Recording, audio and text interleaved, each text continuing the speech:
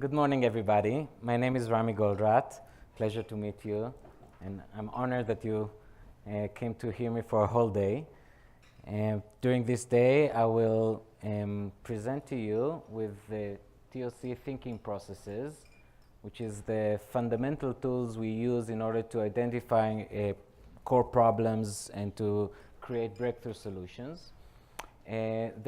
Just before I start to talk about the thinking tools, please understand that there is a mixture in the room in terms of the level of TOC knowledge. Some people here are novice, some people are experts, and I apologize in advance that I will not take it too deep into the TOC methodology. And if there are experts here who would like to know more, just take a note, grab me during one of the breaks, and we can have a great discussion on the more particularities and how to use them in different situations, etc. But what I really want to show you today is how you can use these tools and how they can guide you in order to break inertia. In order to say, hey, let's stop for a moment, let's take a step back, and let's see, maybe we are just spinning the wheel. Maybe we are just behaving in a certain manner, but we need to behave differently. If we want to achieve breakthrough results, if we want to achieve significant improvement. And I'll show you the TOC methodology that can help you do it. And before we go into the tools and the methodology, I will talk for half an hour about the mindset that we believe a person needs to have in order to really use these tools in a way that can create breakthroughs. Since there are people that are less aware of TOC in the room, allow me to devote 5 minutes just to give you the whole spectrum of TOC and then to zoom on the subject of today's workshop. So what is the TOC management approach? So TOC is a holistic approach, which means that we look at the system as a whole, and we're trying to understand what is constraining its growth. Okay, what are the limiting factors? What are the constraints that we need to focus on, that we need to think how to manage differently in order to create a significant improvement for the entire system? Typically, there are one or two types of constraints if you look at a system. It could be either in the ability of the system to generate value for its customers. It could be a business or a non-profit organization. It doesn't matter. Any system has customers. So there could be constraints in the ability of the system to create demand, to create value, or there could be constraints in the ability of the system to service the demand for its services. And many times these constraints are interacting. Okay? We have problems to create demand for our services, we solve it, immediately it moves inside, right? We have a problem to service this demand and vice versa. And we need to identify what are these key constraints, where they are in the system, and how to better exploit them, how to elevate them in order to create this breakthrough in results. So that's like in a nutshell the theory of constraints. Through the years, applying the theory in a area of industries, we created templates of solutions, which we call applications. Okay, there are applications to deal with constraints which are in the operations side. The most known one is probably in production. That's how it started with the book The Goal. So my father wrote the book The Goal, which described the application of the theory of constraints in the production area. Then during the years, there were evolved applications for projects environments. How do we manage more projects with the same resources faster without cutting scope, quality? Application for supply chain and distribution, engineering, services, retail, applications to improve sales operations, and applications to deal with constraints that are more on the strategic level, like business innovation application, which is dealing with how do we come up with next breakthrough products or services, and the application that I will teach you today, which we call process innovation. A process could be the entire system, or it could be a subsystem where we are struggling with a certain process that should achieve a certain goal, and we have problems with it. And we need to think, how do we improve it? how to improve it substantially, not an incremental improvement. Okay? So many times when we do this analysis that I will teach you today with process innovation, we incorporate solutions from the theory that were developed for other applications. If it's relevant, we do it. If not, we need to invent a new solution. The main thing I'm presenting you now is for those of you new to TOC, that you understand, you will hear probably, just for you to understand, you will hear maybe 5% of the theory, right? Not the whole thing. So let's start. And as I said before, I'll show you the tools to analyze a certain process and to find how to do it much better and how to create a breakthrough. What we typically see in our experience that we can teach you tools and techniques and methods, and they can be very relevant, but if you don't have the right mindset, it's not going to work. You will love it, you will say it's great tools, and then the next day you will continue to behave in the same way you always behaved. And I'm sure many of you have witnessed and experienced it also with your people, right? You need a different mindset if you really want to achieve a breakthrough improvement. And we call it the mindset of the leader. Why do we call it the mindset of the leader? Because a leader has several responsibilities. And one of the main responsibilities of a leader is to break inertia. What is inertia? Inertia is this force that drives us to continue and behave in the same way even when we need to change, even when there is a problem. Inertia is so strong that we continue to behave in the same way we always behaved even when we know there is a problem. Because that's the way we always behaved. Are you familiar with inertia? It happens to you? Now, inertia has some positive things. Because if you want to have a scalable operation, we want to have the book of rules, right? That people should follow.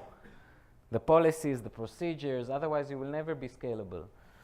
So we want people to follow the book because it's the book, because we believe in it. But there are certain times that we need to challenge the book.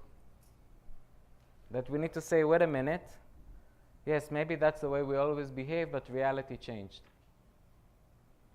And that's exactly the responsibility of the leader, to say, stop, let's think together how to do it differently. Make sense to you, everybody? Now, I want to highlight one thing, important thing. The responsibility to break inertia, of course, it's easy to understand when the organization is not doing well. When the performance deteriorates, and we see, and it's a responsibility of the leader to say, wait a minute, there is a growing problem here, we need to solve it. That's easy to understand. But it's the responsibility of the leader to break inertia also when the organization is doing very well. Because maybe we're doing very well, but we can do much better. Maybe because we're doing very well, now is the time to relook at what we're doing and thinking maybe we need to change some things in order to capitalize on the gains we just earned.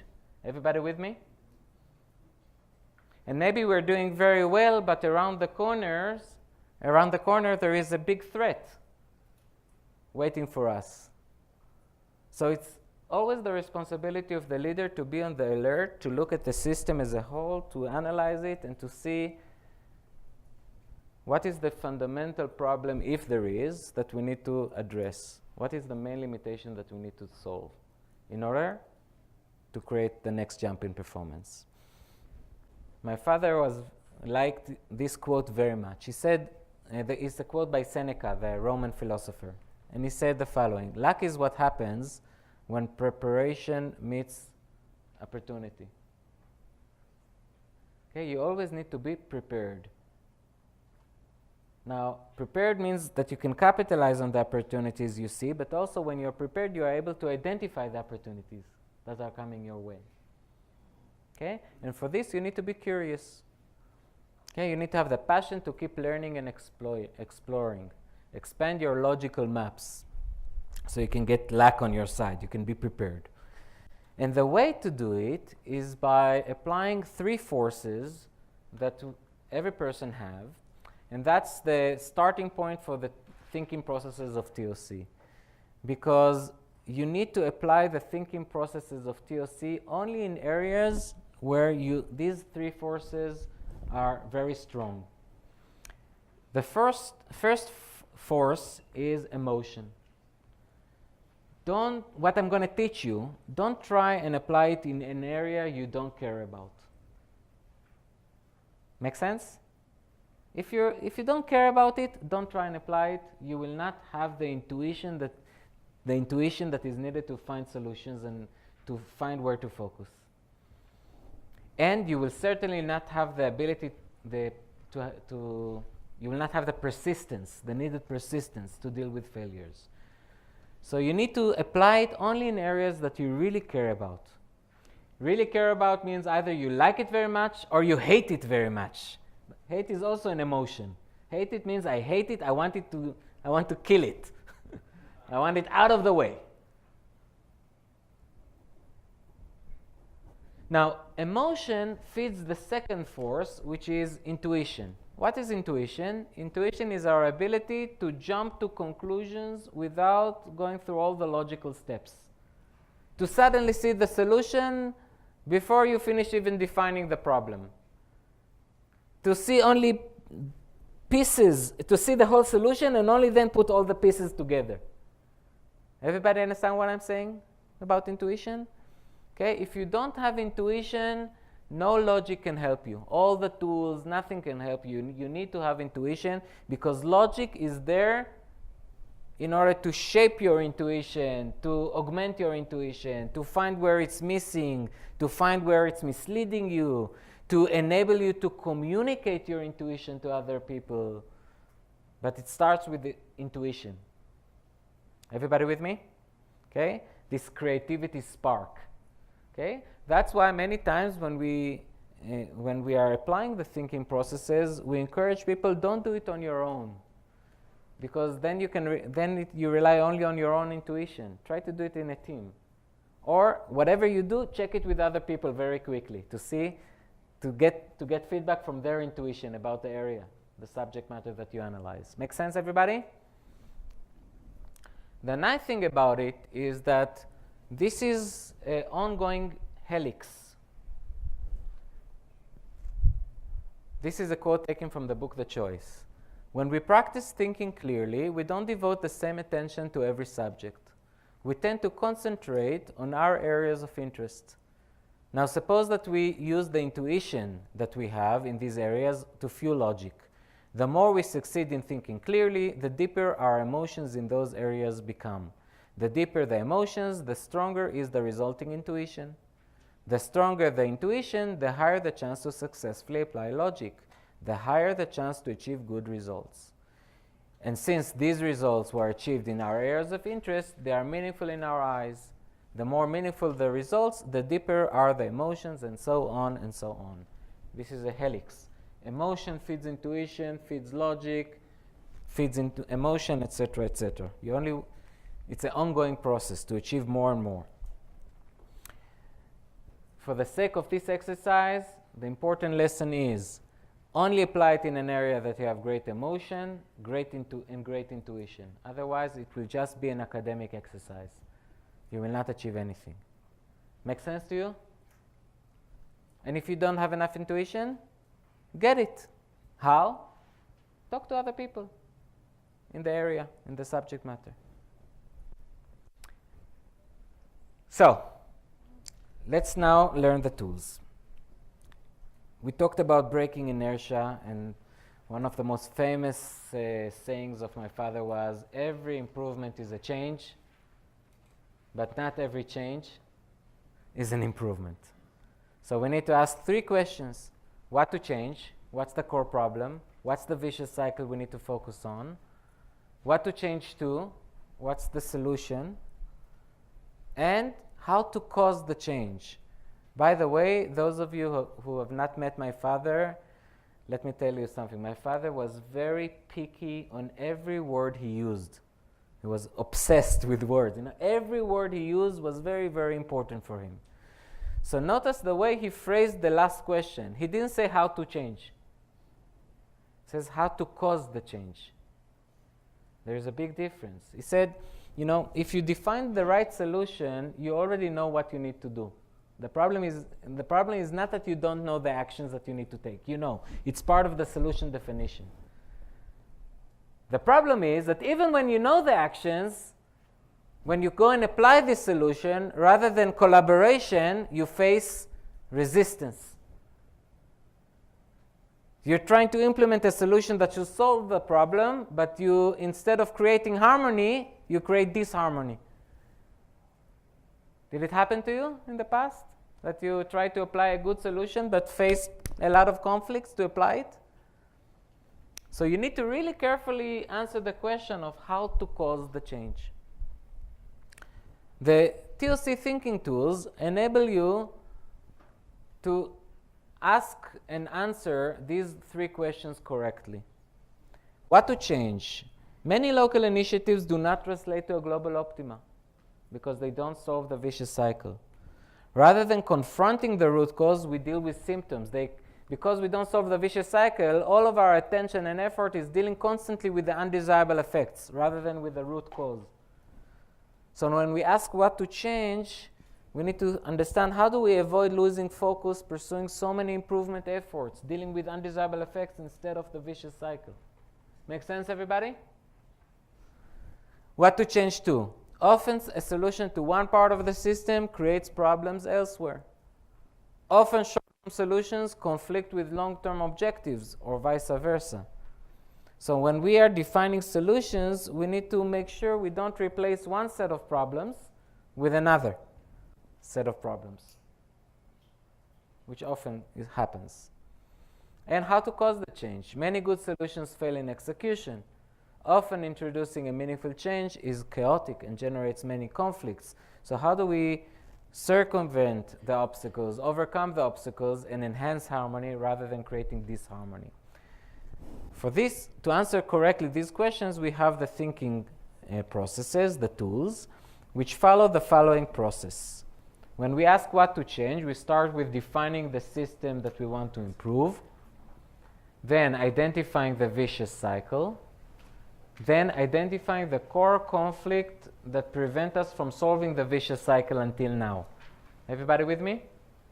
Today, we will practice doing these two steps. Then we ask what to change to. What is the direction of solution? What constitutes a good solution that breaks the vicious cycle, that removes the conflict? How do we refine the solution and make sure it's strong? And how do we create a solution that will be sustainable in reality with all the dynamics and uncertainty of reality? This is solution definition. Today, I don't think we have enough time, but I will try at least on the direction of solution to give you some tools. And the third step, how to cause the change, how do we get buy-in, how do we build the right execution plan, and how do we deal with iterations? We call it mystery analysis. Unfortunately, today we will not have time to deal with this question. To answer these questions, we have a set of tools. A tool that we call current reality tree, that help us to define the system we want to achieve, to improve, and to identify the vicious cycle. Then a tool that we call the cloud, which help us to find the core conflict that we need to overcome in order to break the vicious cycle. These tools we use in order to answer the question, what to change? Then there are a set of tools that we use to answer the question, what to change to, right? How do we break the conflict? We call it injections, right? Change elements, injections. Change elements that we need to inject to reality in order to transform the undesirable effects to desired effects, to break the vicious cycle. A tool that is called negative branch that we use in order to prevent the solution, a good solution that have many positive branches can also lead to new undesirable effects. How do we trim them? A tool that is called prerequisite tree that help us to take ambitious targets and solutions and break them to more attainable objectives and detailed solution elements. And the tool that we use in order to make sure that the solution is holistic and robust, which is called the strategy and tactic tree. Today we will not, I don't think we will have time to go into this tool. But anyone that wants to learn more, just call us and we will teach you. And there are also processes for how to cause the change, how to create the right flow management for execution, to achieve buying, and to deal with iterations that today we will not go into.